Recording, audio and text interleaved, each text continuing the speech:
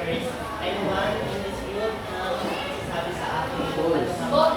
ang meaning behind the speakers? Golden Tools. Those, okay, thank you. Okay. Sino pa? differences. Tayote. Ito, Differences of what? Sa itong buhay. Okay. Okay, Sam. Can you compare these two pictures? Kutsara, tinidor. Kutsara and tinidor. This is a gold spoon. A gold spoon is a representation of what? Mga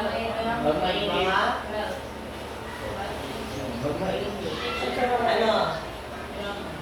Mayaman? Ano? Okay, Hazel. Can you give what is the features represent?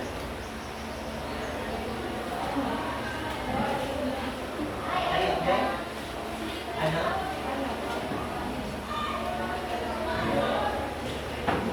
Gamit siya ng magkaibang uri ng tao. Sige.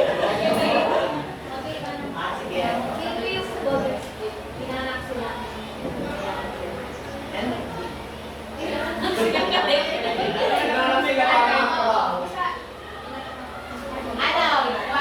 Parang saying kasi siya na born in the golden spoon.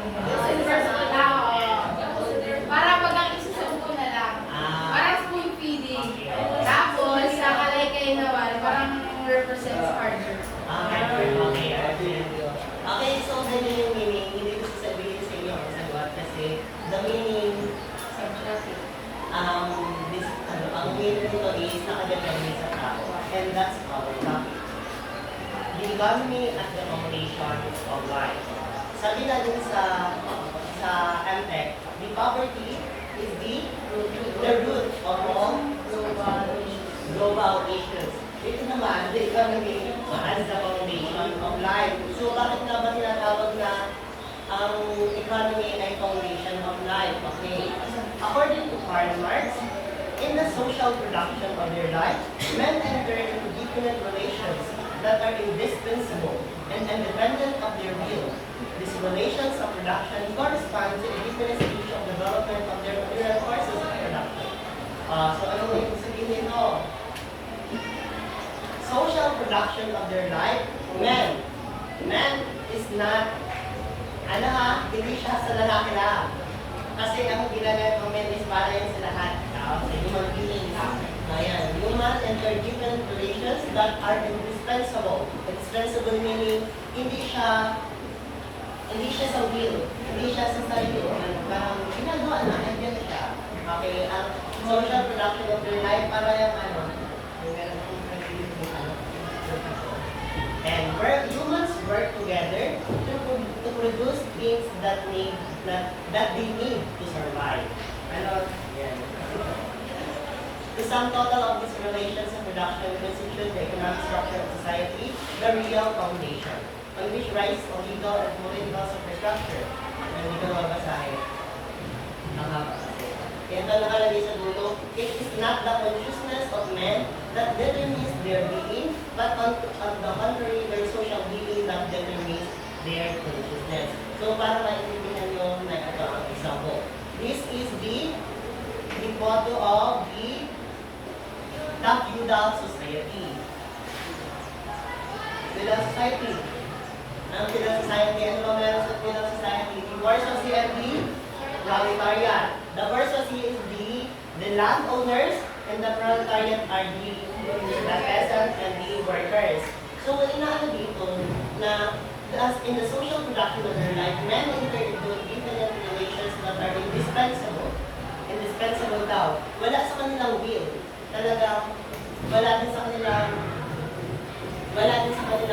consciousness that determines their being. Ang inaano dito is, yan, natin ako dito sa feudal society where agriculture is the main pillar of production.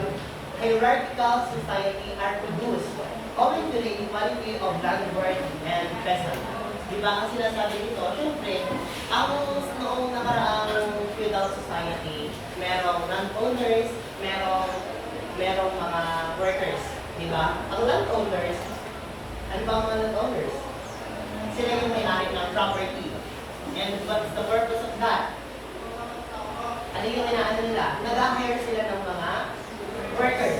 And the workers, nagtatrabaho sila para may makain. Ganun yung nagiging relation, nag-guess yun, nag-build sila ng relation dahil andito ganun yung structure na binuo sa isang society. Wala, ganun, ang feudal society is na hanggang ngayon is naandito pa rin naman. Diba? Ang mga magulang nyo, a worker, nagtatrabaho pa sila kanino? Sa government. Kung aanin natin sa feudal society, parang ang government mismo, ang mga government, mga owners ng business is the bourgeoisie. Well, yung mga nagtatrabaho is the proletariat.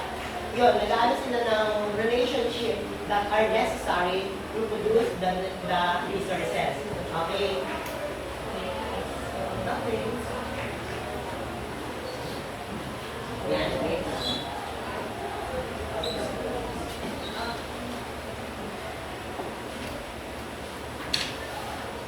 Ito, nakalagay dito. Meron pa dito, diba, na the assertion of Marx is also a truism in another way. The cultural lifestyle of the poor will be much different from those of the middle class. So, ano ibig sabihin daw nun? Ang mga lifestyle ng mga nasa poor at ng mga nasa middle class ay iba. And then, tayo naman. Kapag ang class mo ay nasa lower class, anong pipiliin mo? Ang mumurahin or ang iPhone na mahal na kaya ka nang bumili ng isang sakong bigas? Ano pipiliin nyo? So, mumurahin. O, itong mga ano daw, mga ano yung mga lifestyle. Ang mayayaman, ano ba ang mahilig na ng sports? Golf. Golf. Ano, golf. Kaya mga bata mga sport. Di ba ang mga mayayaman? Di ba ang mga karamihan sport? Yung mga po, mga text, mga laro sa lupa. Di ba? Kung i-compare nyo ang dalawang ibang class na tulad din sa golf school and sa representation of the rate, mag-iba sila. Diba? Mag-iba. Yun yung nagiging impact ng pagiging, yun yung nagiging impact ng structure ng society. Ang lifestyle ng middle class and the upper class ay iba sa lower class. And madali lang naman yun, kita nyo naman dyan.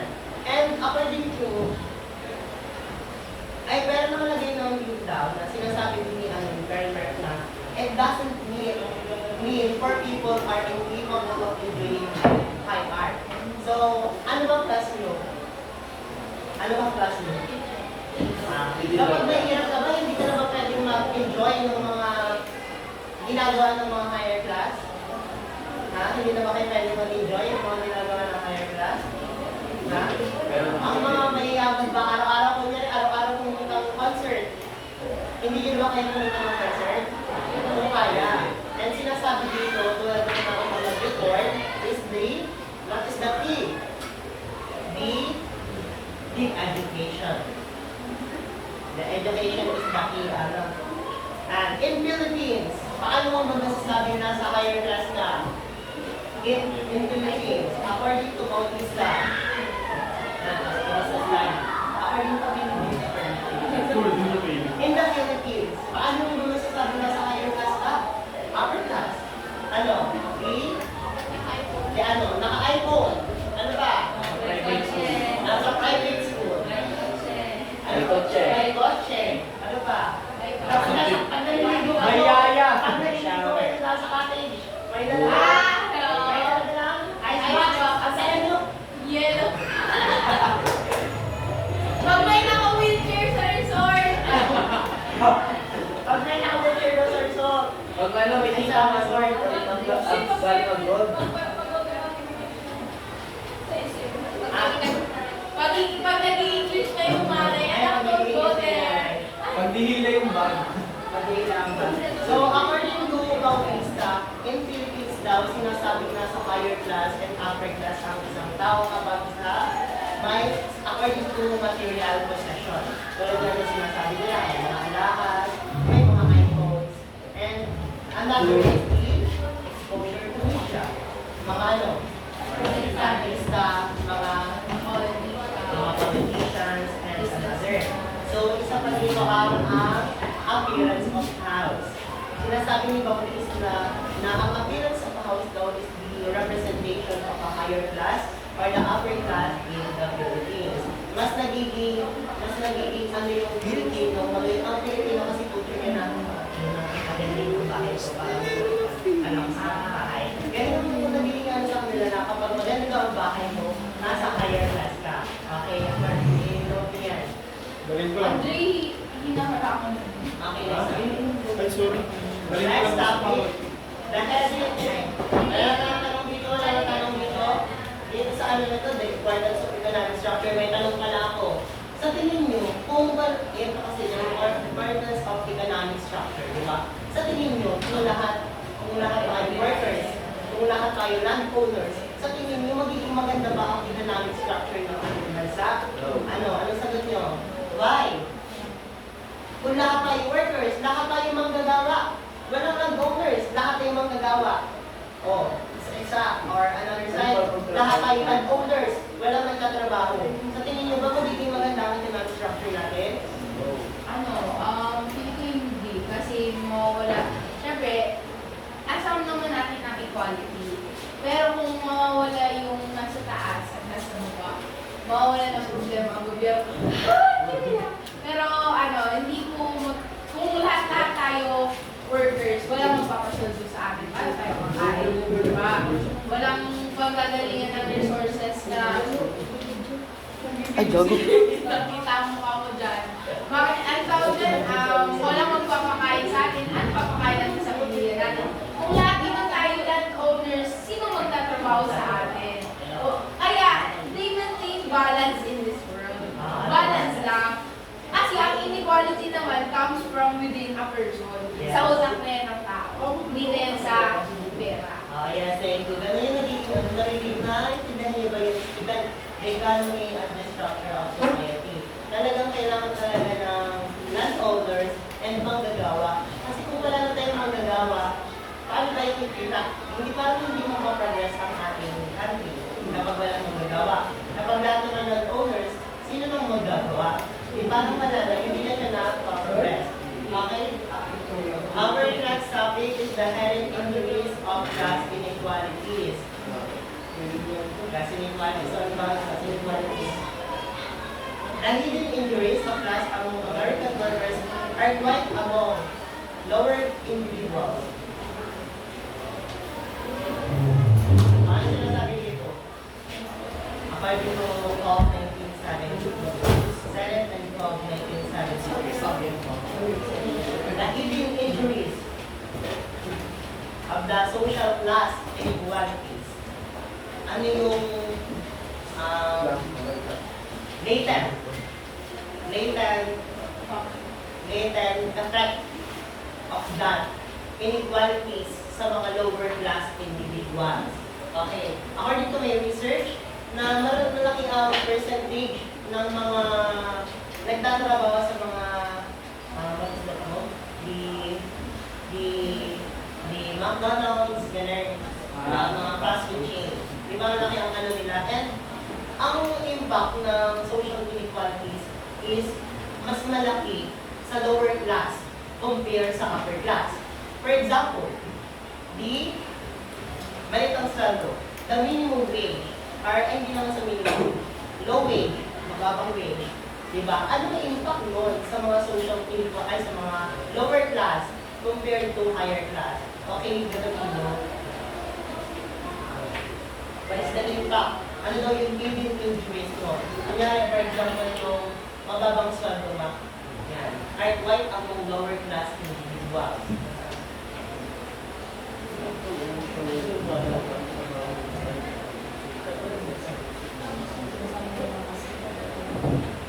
Okay, Bill. Ano daw yung hidden injuries para sa mga lower class? Na for example, yung mababang sweldo sa kanila compared sa mga higher class. Kapag mababa na yung sweldo, yung mga mahihirap nananatiling mahirap. Kasi yung kinikita nila, pagkakagawa lang. Samantalang yung mayayaman ay lalo yung mayaman kasi malaki yung kinikita nila. Eh, that's why. Ganun yung ano nila na kahit daw full time kang nagtatrabaho dun sa US, sa mga fast food chain, hindi pa rin enough yung sahod nila kasi nga, Kasi mahal yung cost. mahal yung cost of living and hindi nila din nasusuportan yung ano nila. Ano yung nagiging effect mo? Nagiging individually sa mga fast food. Ganun din naman sa Pilipinas. Mga nagtatrabaho sa ano ba, sa Jollibee, sa McDonald's. Okay, mga parang ba rin sinasabi nila na isang kahit isang suka. Parang one day ka nagtrabaho, gusto ng one day kasi grabe ang ano ngayon, siguro nga, ang pilot nila talaga is para lang sa isang araw. Kasi sabi nga dun sa research na nabasa ko, siguro nagtaas na. Kapag, magkano ang baon nyo? Magkano Magkano ang baon nyo? Magkano ang baon nyo per day? 80. Kinakain mo yan during snack. Ubus ba lahat? Lahat 80. According to the research, ang isang tao daw na classify as the lower of the lowest obviously, ay hindi ka pala makaklassify na poor kapag kumakain ka ng approximately 28 pesos. Ako pa lang kasi dito na 28 pesos daw.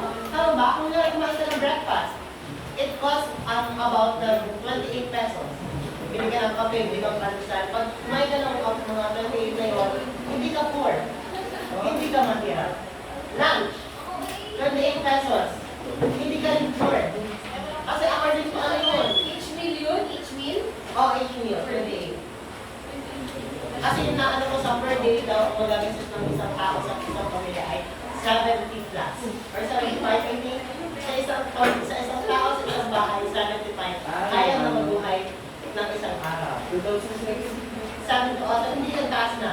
Hindi ko lang 75 kasi nagtaas na. Ganun yung inaano dito. Siyempre, para sa ating mga nasa lower class, kaya ang mga, di ba? Kaya mga kapagsaka. Pero according to ano yun na, according to, basta ano siya ng department dito sa Pilipinas.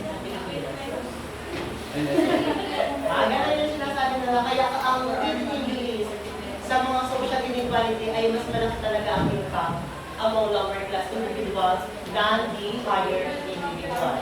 Okay, next is the many studies, those in higher social class positions report more mastery or the belief that one is in control of one's future. Okay, Eileen, paki-explain nga nito, those in higher social class position report more mastery. Or yung research. Na yung mga nasa taas daw ay may ano na mga nasa taas na mga position ay may more mastery sa mga problem, sa ano. Saan? Mas nila. Kasi ang mga higher class magaling, siyempre mayayaman, upper nila ang education. Pag upper mo ang education, para bagang ang dali na sa ilo lang, parang kung i-compare natin sa lower class, parang ang daan nilang talata, straight na. Kapag mga lower class, gano'n. Ganun yung nagiging daan. And kapag kapag may mayaman kang parents, may afford ka mag-aral sa mga university na yung way ng dreams is parang straight na kasi meron kang, hindi mo na pinoproblema ang mga financial, mga pagkain. Maproblema yung nila lang kayo mag-aral. Ganun yung nagiging dito, pero parang ganun na. Ganun. Pero in some cases, parang hindi mag-delivery. Pero kung aanihin lang natin, kung i-gano'n natin factor ang financial ng isang tao, is talagang mas direct ang dreams nila nila. Yan, question of poverty. The W effects of poverty on slum dwellers.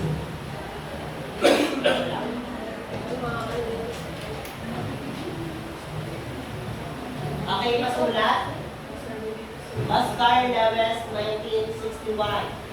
In his classic work about the Mexican family living in an independent slum in Mexico, published in 1961, coined the term culture of poverty, characterized as the damaging effect of poverty on slum dwellers. Also, ito daw, ang culture of poverty is the damaging effects of poverty on slum dwellers. So, ano naiintindihan niyo sa mga pictures? Ano? Parang life. Yung life nila? Okay. Lifestyle nila? Oo, nandun na din yung sa, ano nila, sa environment. Environment. Okay. Ano sa mga slum viewers? May slum viewers ko sa Pilipinas? Siyempre. Hindi mawawala ang slum viewers. Pero pwede mo wala.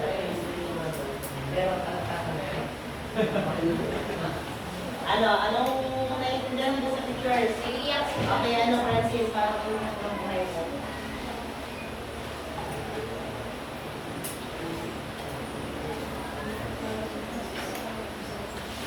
Ano?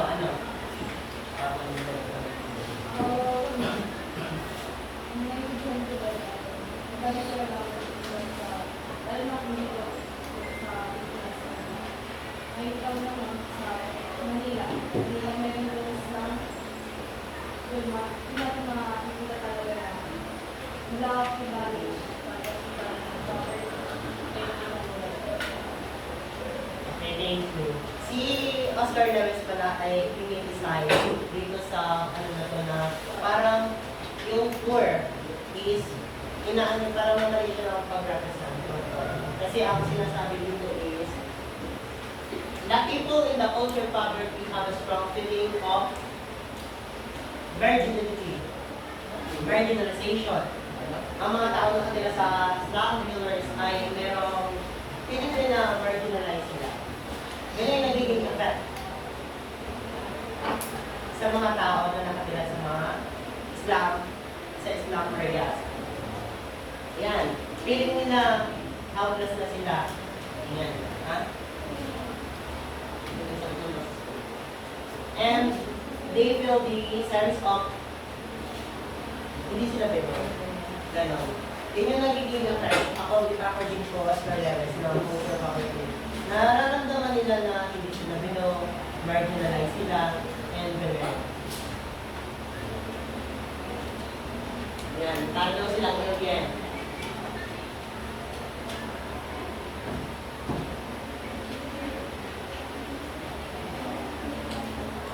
Yan, ganun lang. So, ang ano lang naman dito is, ang sinasabi lang dito is yung effect, and kung sa isang tao, kung magiging ano natin sa isang tao, kapag pinakita ito, is magkakaroon ng dalawang effects. It's either siya yung nagpapakita ng inequalities or magiging way para pinagkakaroon siya sa ita.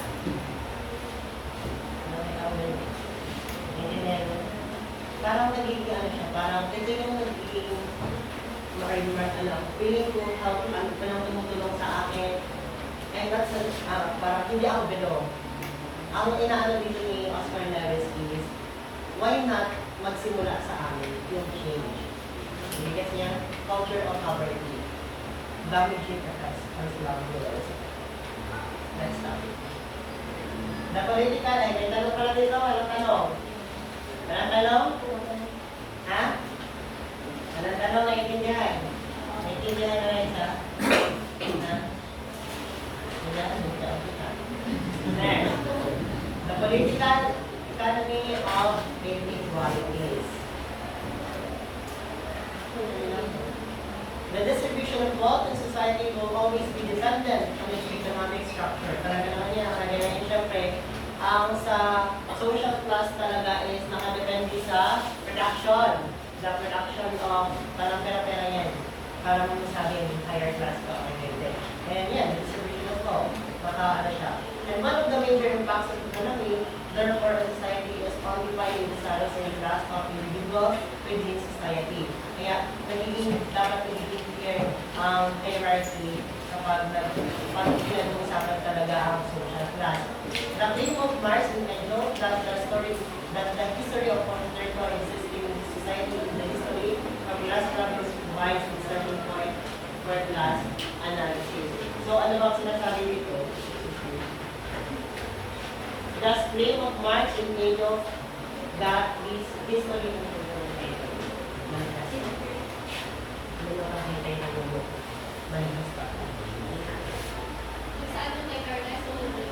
isa kasing ulo. Ano yung sinasabi dito? Na the claim of the history of all. Ang ito pala is yung mga nangyari, yung mga karaang history. Ang existing slide is the history of class struggles. So, anong pinasasabi dito? Ganito ang dito sinasabi dito. Kapag versus ka, or non-owners ka, ano bang gusto mo? Kapag versus ka, kapag kunyari, nasa upper class ka, ano gusto mo? Ha? Chill. Ano pa? Power. Power. Ano pa? May nagdamis to? Money. Ano bang gusto mo kapag versus ka? Malaki ang kita. Pag versus ka, malaki ang kita. Gusto mo malaki ang kita. Diba? Kapag nasa lower class ka, ano gusto mo? Malaki ang sahod. At malaki ang sahod. And that is the class struggles.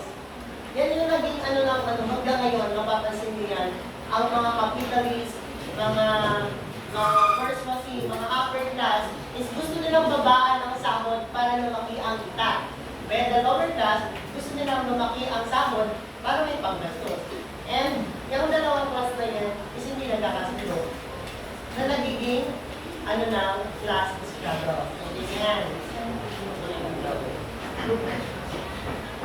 Ganyan ba?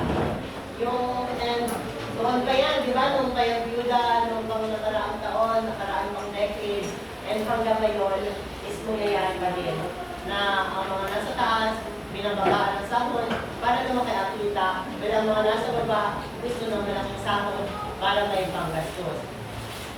Yan, classes are real, are objective entities that shape the way people think about themselves and how they relate with others in the real world.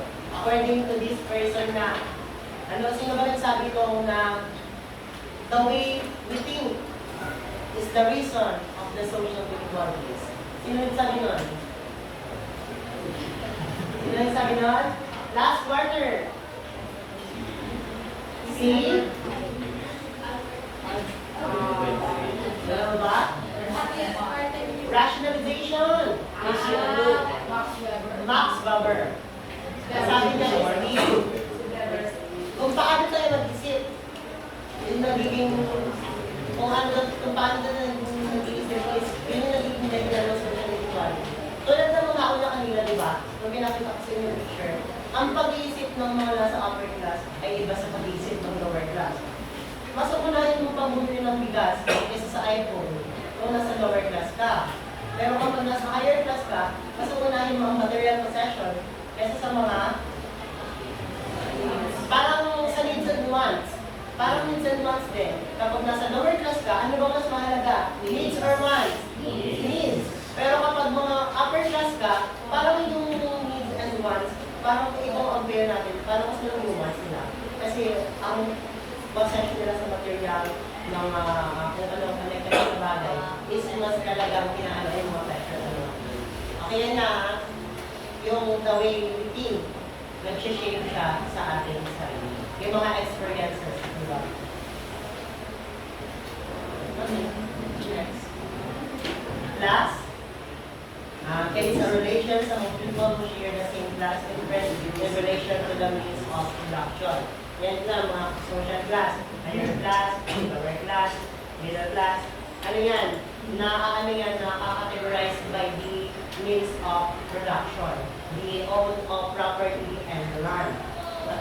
Divorce kasi ulit-ulit naman, yung mga nasa taas, capitalist, yung mga nagbukawa naman ng mga production, or the proletariat is the workers. So, yan yung tayo. Okay, next. Dali lang mo diba? O, diba? Perfect.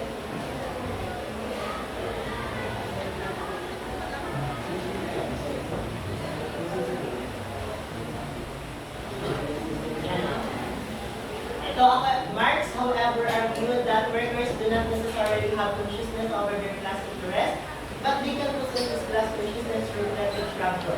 And may limang class according to Marx. The first one niya is the bourgeoisie, the capitalist, and next is the proletariat, the working class, and what do you think is the PP bourgeoisie? What is that? The middle? Okay. What is the, ang nabasa ko dyan, basta dito, nakalagay yan.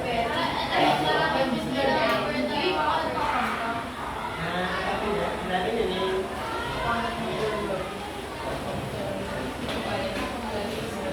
Ito ang nakalagay dito ay the petty versus he who are the class of educated individuals. Isulat niya, ang bourgeoisie are the owners of means of social production. The proletarian are the working class, and the petty bourgeoisie are the educated individuals. Kung educated individuals pala, so sa tingin nyo ang bourgeoisie ba hindi educated? Ang bourgeoisie ba hindi educated? So yung educated din sila. Kasi parang kung i-compare natin yung ito, ibigay ko ang ano nila,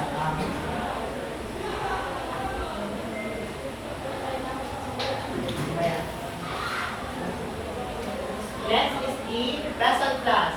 The peasant class is the landless farmers who are forced to offer their services to the big landowners. Landless that are forced to work for labor. While the proletariat are the yun ang katrabaho para may masurvive sila, mga pagkain. Pero sa ano ko kasi, sa research ko, iba ang meaning ng peasant at proletariat.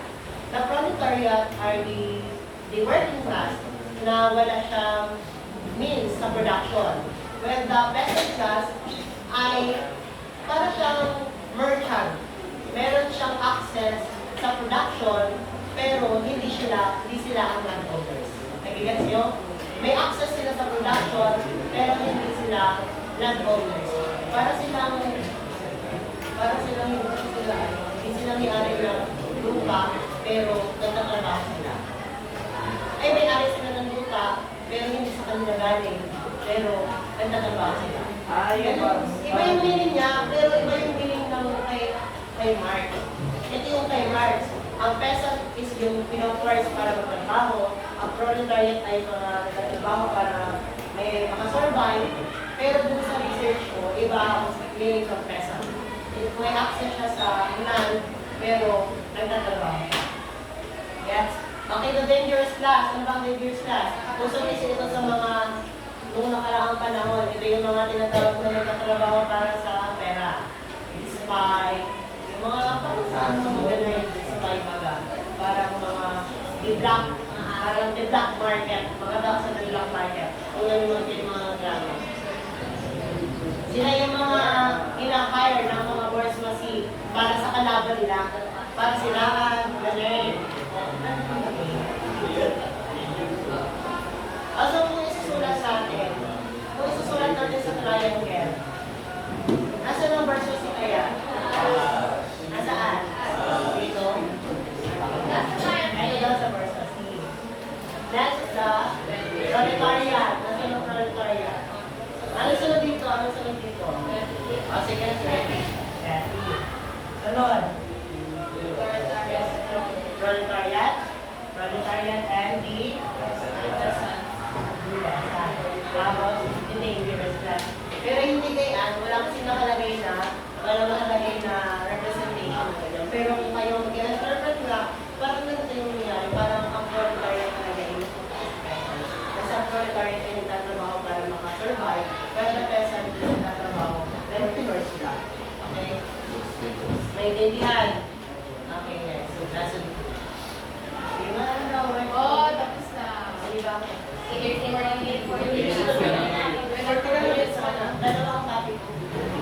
Last question. Okay, trends for you. Kailan mo na-realize na mahirap kayo? Ngayon! Dami pa yan! Wala pa.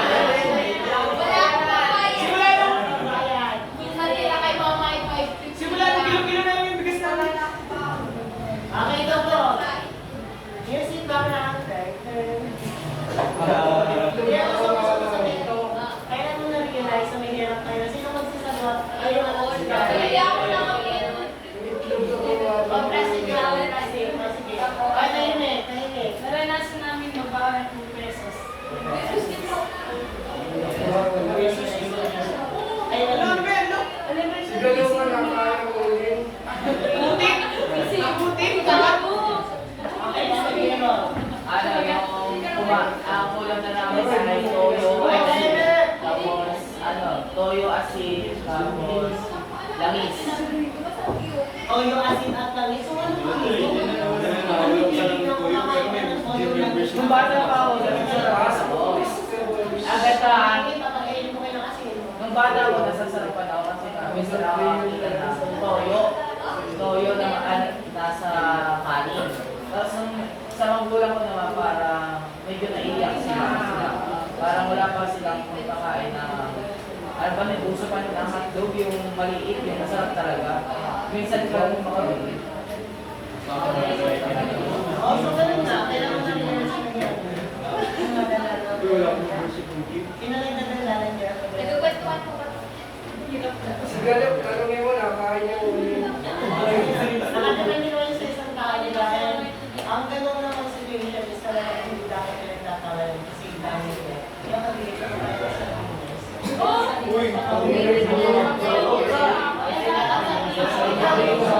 Sa pangalan ng bayan ng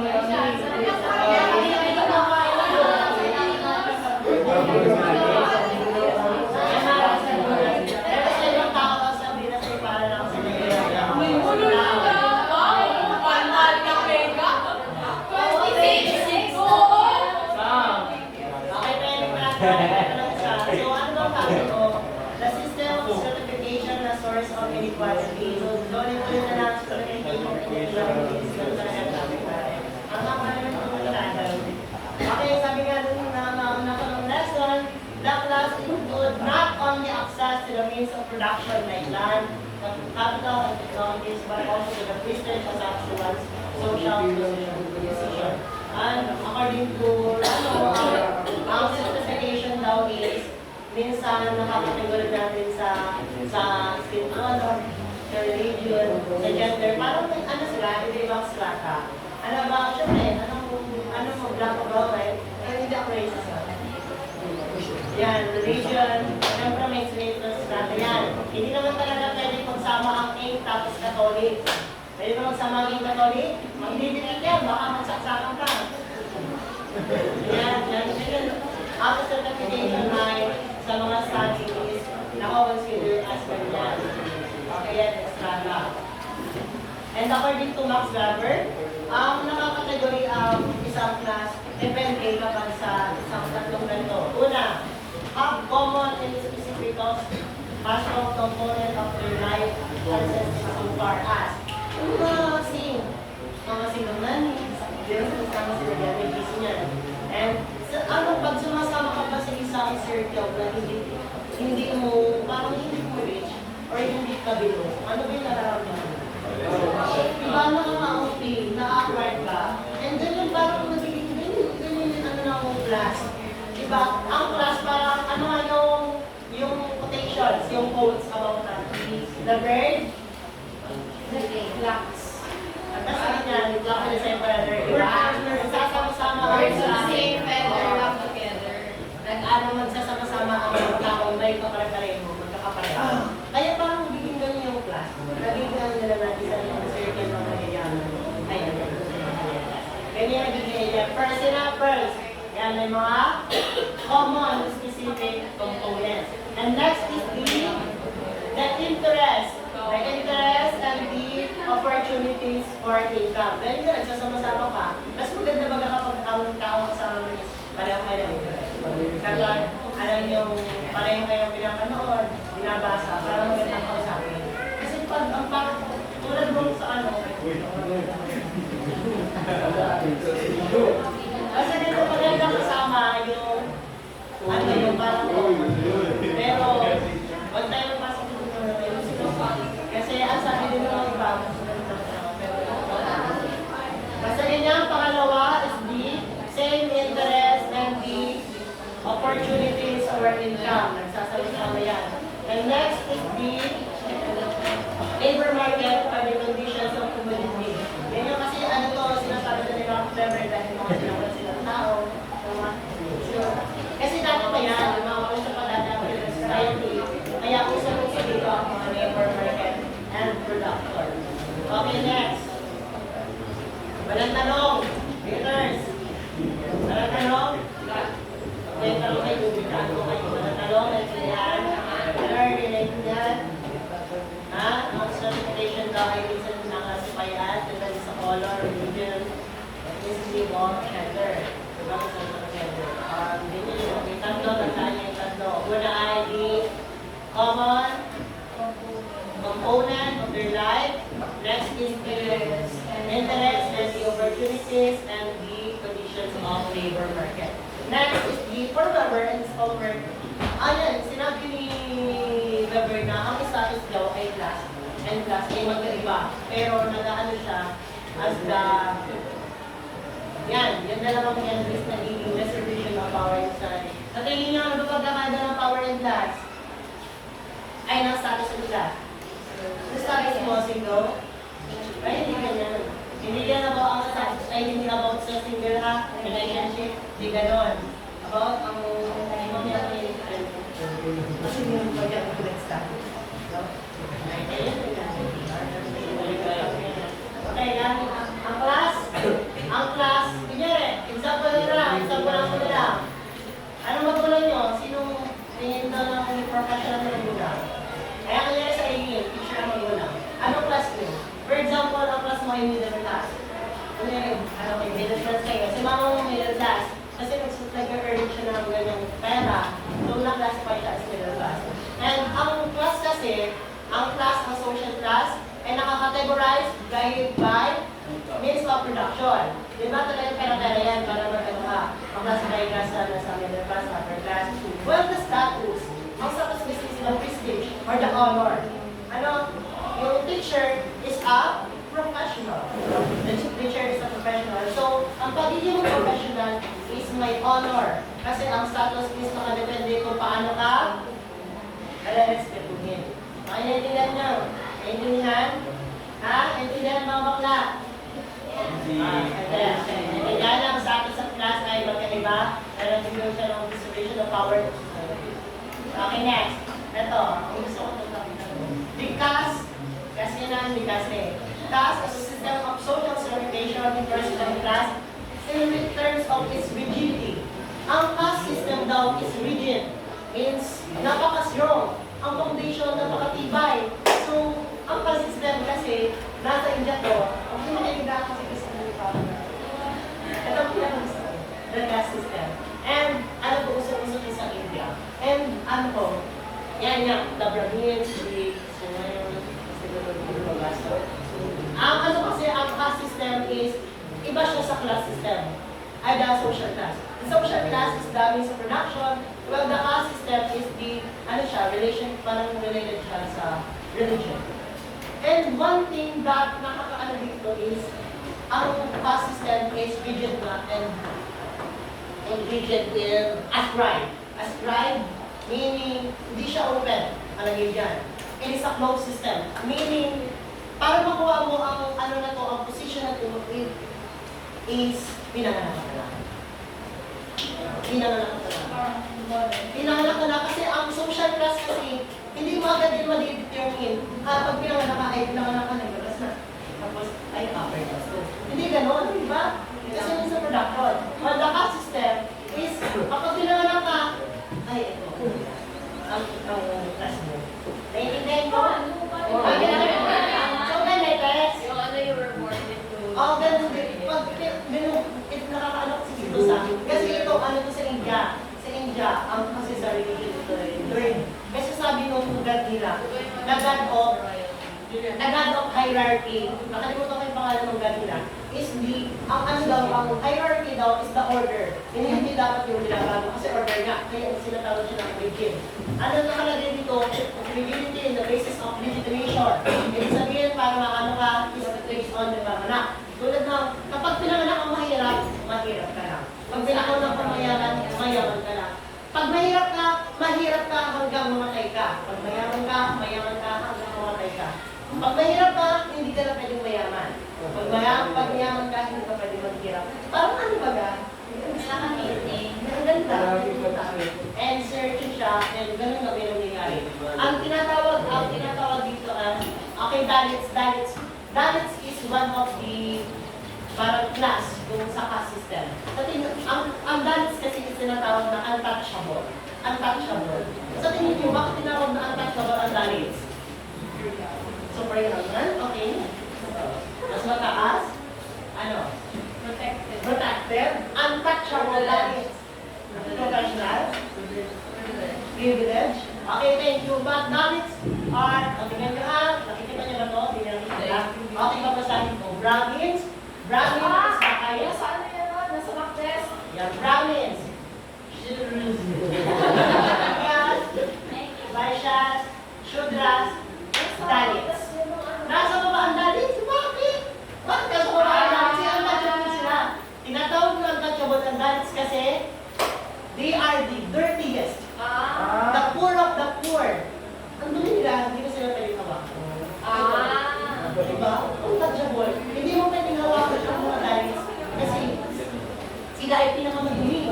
Diba? Ang lapit, ang region nila. Grabe yung strong foundation nila. Kung ang now. And meron ano dyan, merong issue ngayon na as outcast system.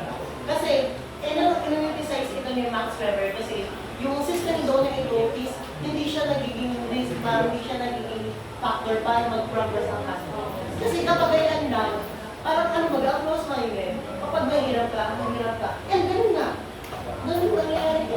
Kapag dalits ka lang. Hindi ka na pwede mo. Uneducated ka. Ganun. Parang kapag bilang anak ng dalits, hindi ka pwede mag-aral. Oo, hindi ka pwede mag-aral. Parang nakakaano, di ba? Ang ano niya, and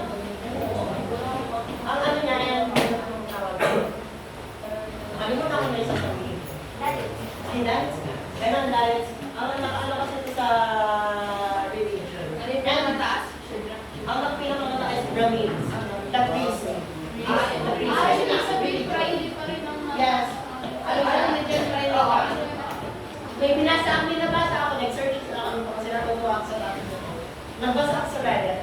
Tapos sabi niya, may kaibigan daw siyang Asian. Tapos, sabi daw, ano siya? Sabi daw, makain. Sabi mong dali, I'm not allowed to go there. Di ba?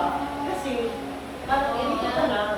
And kapag, ganun kapag napapanood mo yun, hindi ka, may mga secret na place na kapag hindi ka pwede kumain sa mga sarili mo ang mga amo mo. And mga ano mo. And ganun sinasabi na, dito makain tayo. No. Sabi niya, no, hindi ako pwede. Di ba? Parang nakaka-hurt.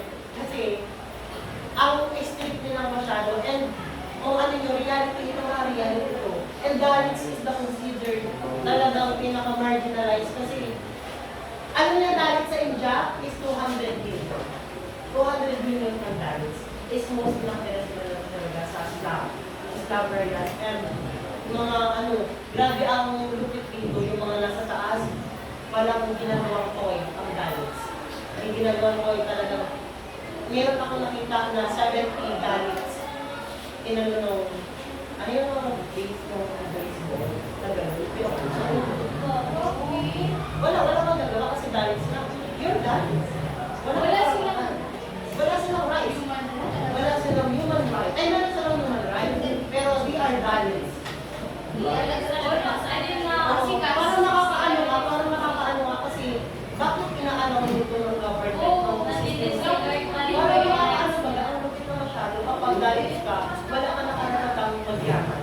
And lalo yung ang caste system is iba sa social class. Okay, naiintindihan ng mga bakla? Ha?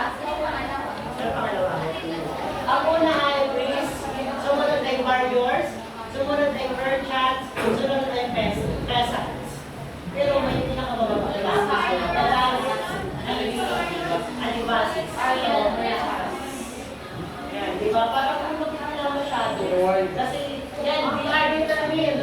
They are determined the moment they were born. Di ba? Parang ano talaga yan sa nakaraang taon kapag pinanganak ang Adibasis. Ha? Ang Adibasis ay mga indigenous people of South Asia. Indigenous. Oo, mababa pa rin. Pero mas mababa pa rin. Oo, dahil sa pinakaluno. Kasi, sila, parang more sila tapos ginagawa silang sinili. Ginagawa silang sinili. Shudra? Oo, Shudra ay nasa. Diba? Parang grabe ang lapit nito. Pero meron na itong ginagawa ang government about dito sa caste system na to. Yun yung caste system. May ginagawa na. Pero sa imagine mo, pero Pilipinas na hanggang ngayon, hindi pa din nawawala sa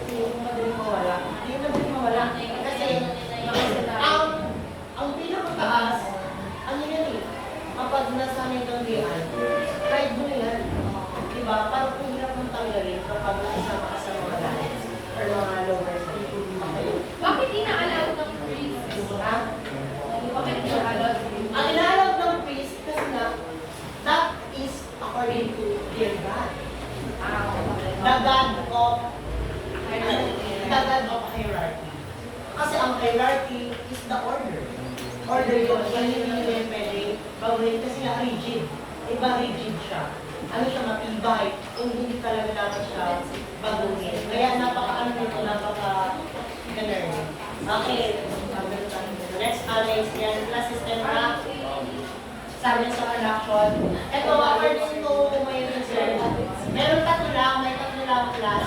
Pero pinategorize nila pa ng lima. Nasaan kayo dyan? Nasa rich, high income, upper middle, lower, low, or anim pala. Ay, ito pala. Ang mga poor people, oy, ano naman ito ng trigger? Bakit ba? Poor na pala kami. 10,000? Poor. Kasi namin ko kami. Wow. Ano yung nasa Manila naman? Low income pa rin, pero hindi poor. Sino poor dito? Kami. Sila tawa, hindi yung mga ganyan. Ganyan yung social class talaga makaano siya sa income and production. Okay, the social mobility is the mobility of coming from one class to another class or another class. Itong social mobility na to is, ano lang siya dito sa social class. Pero hindi siya pwede sa class system. Ang mobility. Yung tulad na kasi nga, pag pinagawa ko mahirap ka. And kapag pinagawa mo niya, mahirap ka. Pero applicable siya sa social class. Kasi pwede kang, pag mahirap ka, pwede kang limangan. Pag limangan ka, pwede kang maging mahirap din kapag tatanganak ka. Ha? Ang social mobility is the capability of, ganyan, capability of moving from one class to another. Next is the status. Okay na status. Status refers to the life chances that are determined by social order or the stage. Kaya sinasabi ko kung ano ka sa, gano'n na, gano'n. Kung paano ka respeto. Pero nakalagay dito, this first stage in honor are often not acquired by merits, but through birth to a status group. Kung akalin natin dito is, ano siya? Alin natin, example is the royalty. Kapag pinanganak ka na royalty, syempre, may honor ka in this stage. And compared sa ordinary people. Kunyari nagdaan ng royal, nagdaan ng ordinary, sino ba pansinin ng tao? Royal. Ganun yung status. Nakaano siya by birth. Pero may tanong ako, nakukuha ba ang status by merits? Nakukuha ba ang status by merits? Ha? No. Nakukuha ba ang status by merits? Ha? According to that, no. Pero according to myself, hindi according to this lesson. Nakukuha din ang status. Kaya nga, ito sa social mobility nakukuha din sa status. Ang dami yung dami. Kaya na kayo na. Last 15. Okay, time na. According to Pierre, ano nga ako ba? According to Pierre, ay hindi lang daw sa ng status, but also include cultural, symbolic, and social capital. Cultural capital, ito cultural capital ay mostly sa credentials and knowledge of one person. Parang teacher nga, kung parang teacher, kunyari ordinary, o compare ulit natin ang teacher at ordinary people. Ano ang mas nila? Pag-iwalaan. Yung teacher, kasi meron siyang knowledge, knowledge of potential. Ito, social capital. Alam ko may kilala kayo dito. Social capital refers to resources based on group membership, relations, members, collaboration, influence, and support. Okay. Sino politician ang nag-elect ng kapamilya? Ito ang social capital.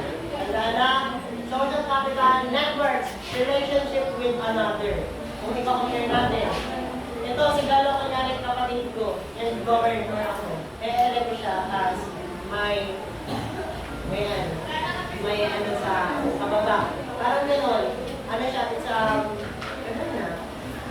Okay, next is the symbolic capital.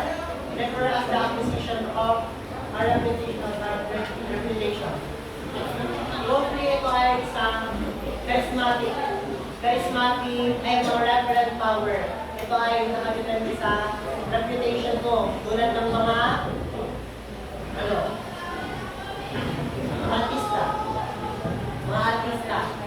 artista. Okay. Ang cultural ay sa mga credentials, education, social capital ay sa relationship, networks, and the symbolic is the reputation.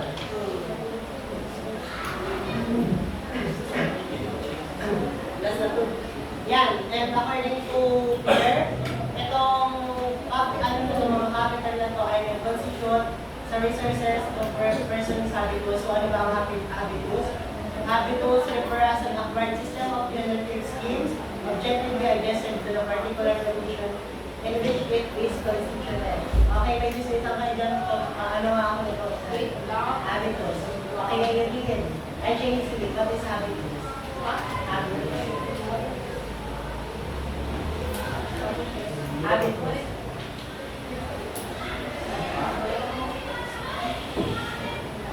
Yan nga, ilan ba may ilang mga kapital? Okay, roll the year, may ilang kapital. May ilang kapital? May ilang kapital? May ilang, huwag magsagot din ako. May ilang kapital. Bakit hindi mo alam? Hindi ka lang napinig sa kapital. May ilang kapital? Tatlo, ano yun? Cultural capital, social capital, and social. Cultural capital is the credentials, knowledge. Symbolic is the charisma, reputation, well, status ID, social is the network and relationship. And these three capital constitute daw sa resources of the person's habitus. And yun na, kasi ang sabi nito that here ay hindi lang siya about dun sa tatlo. Yan. Kaya na yun natandaan niya because we are symbolic. Kaya na lang ba ako? Punta ka lang, Will!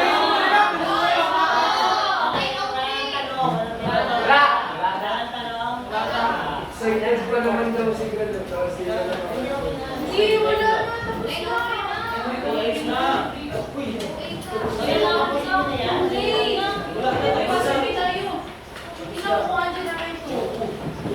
Excited pa naman daw si Galo.